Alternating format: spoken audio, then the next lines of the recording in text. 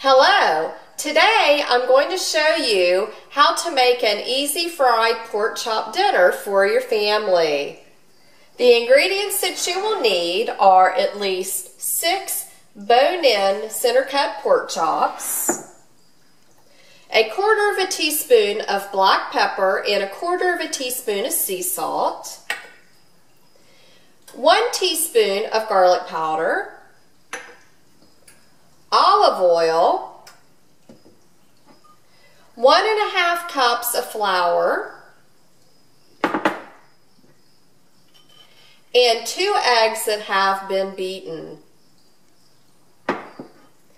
So let's get cooking. The first step in making your fried pork chops will be placing your sea salt and your ground pepper into your egg mixture.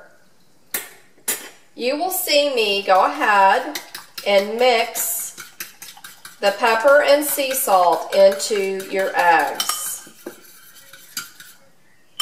So now we're just going to move that to the side, and I will show you our next step in just a minute. The next step in making your fried pork chops will be taking each pork chop and making sure that both sides are coated with the egg mixture. Then taking the pork chop and dredging the pork chop in flour on both sides. So you will see me do that next, and I will be placing the pork chop into a skillet with oil, and we will then proceed to brown the pork chops on both sides for 2 to 3 minutes or until they are a light golden brown. And this is an easy recipe because I have preheated my oven to 325 degrees, and we will be placing the pork chops onto a flat cookie sheet, and I will be cooking them at 325 for around 30 minutes. And this will let the insides of the pork chops cook nice and slow, and they will be nice and tender. So let's get started. First, I'm going to go ahead and put my pork chop into the egg mixture, and you'll see that I am making sure that the pork chop is evenly coated with the egg and the sea salt and pepper. Next, you will see me take the pork chop, and I'm going to shake the pork chop just a few times to let the egg mixture run off, and you will see me place it into my bowl with flour. Next, I'm going to coat the pork chop with flour on both sides. Now you will see me making sure that our pork chop has been coated, as you can see, on one side with the flour. And I'm going to do this a couple of times, and I'm also going to make sure that I get enough flour on both sides. So I'm going to go ahead and flip it a couple of times just to make sure, because these are rather large pork chops. And now I'm going to go ahead and lift it up so that you can see that the pork chop is fully coated with the flour. And the next step you will see me do is I'm going to go ahead, and you are seeing me pour oil into my skillet, and I've poured about 3 to 4 tablespoons of oil in the skillet. So the next step is I'm going to move the skillet to the stove top, and I'm going to turn the stove top on medium-high. I'm going to place the pork chop into the skillet to start browning. Now you will see that I have placed my skillet onto the stove top, and again I've turned the stove top to medium-high, and I have moved my bowls over so that you can see me place the pork chops into the skillet, And I wanted you to see me dredge the pork chop one more time through the egg and through the flour mixture.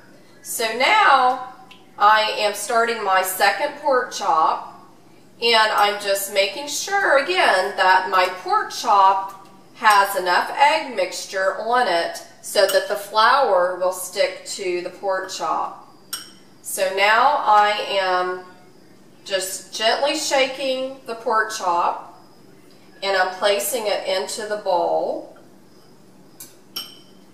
And I'm going to go ahead and coat the pork chop with the flour.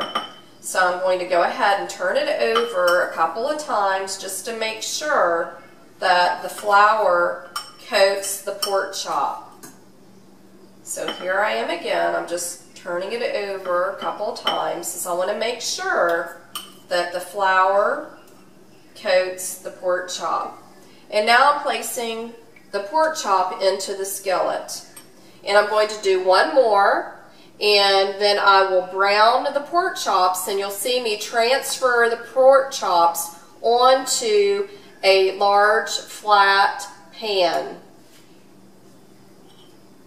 So here we go with our third pork chop.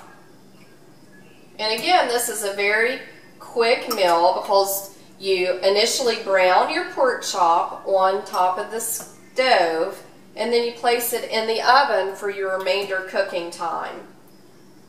So here's our third pork chop being placed into the flour mixture, just plain flour, and I am making sure that the pork chop gets completely covered.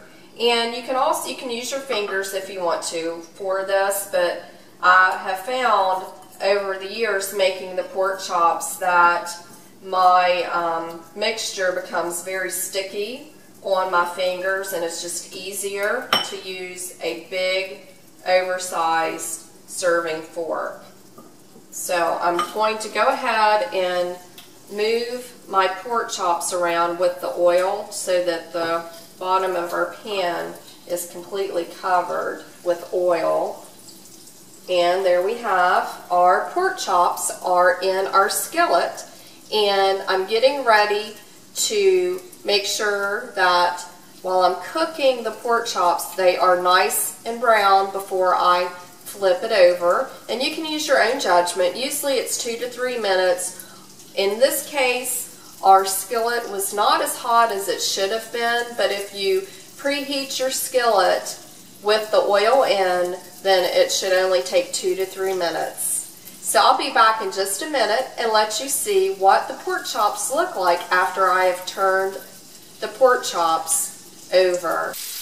Our pork chops are a nice golden brown, and I've just flipped them, and I'm going to cook them an additional 2 or 3 minutes on top of the stove, and then I will be placing them on a flat sheet, and we will be popping them into the oven for approximately 20 minutes at 325 degrees. So now that I have the pork chops turned, I wanted to show you how I'm just sprinkling a little bit of garlic powder on the tops of the pork chops. And then I'll do the same once I take the pork chops out of the skillet and transfer them to my flat cooking pan.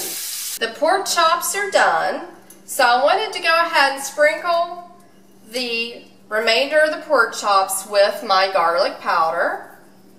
And next, I'm going to place them in the oven again at 325 degrees for approximately 20 minutes or until the juices have run clear. And just to make sure, if you're hesitant, always have a meat thermometer around, and you can place the meat thermometer in the center of each pork chop to make sure that they have reached an internal temperature of at least 165 degrees or more. So we will let you see what the pork chops look like when they are done. Our pork chops are done, and I wanted to show you how nice they look right out of the oven. So I will be placing the pork chops onto my serving platter. And there we go. We have a nice pork chop dinner for your family. I hope they enjoy. Until next time.